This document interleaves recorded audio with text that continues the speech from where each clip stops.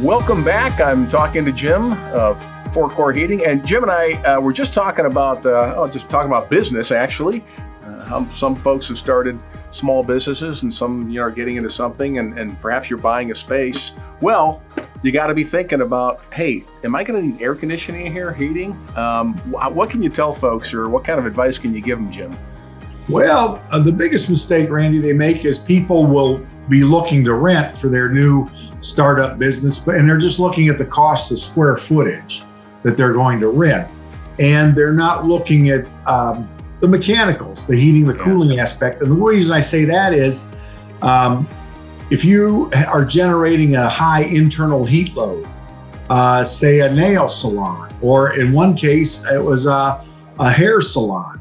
He had 11 hair dryers. Well, each hair dryer, when he had each one's worth about 5,000 BTU. So what happened was, even in the dead of winter, it's 30 degrees outside, he needs air conditioning. And in the summertime, he needed an air conditioner 3 times the size of the one that the structure came with.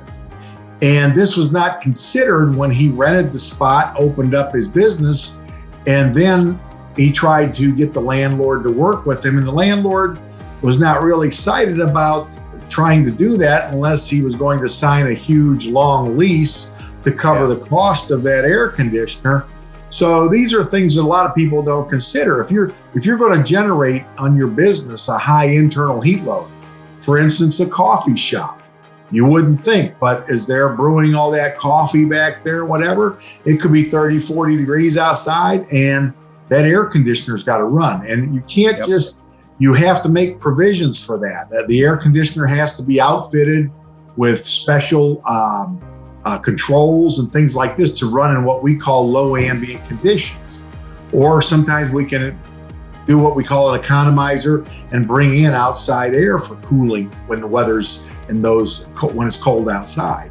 So, but these things are pretty much overlooked sometimes when people are going to rent a space for their small business, and be it tanning beds or whatever, and they don't think about that. They're worried more about where they're going to put the furniture, and is it going to accomplish their needs in every other way. So just a heads up, don't forget about the mechanicals, because if you need more air conditioning, or you need to run it in low ambient conditions, and that hasn't been put into the equation, it'll probably be a problem.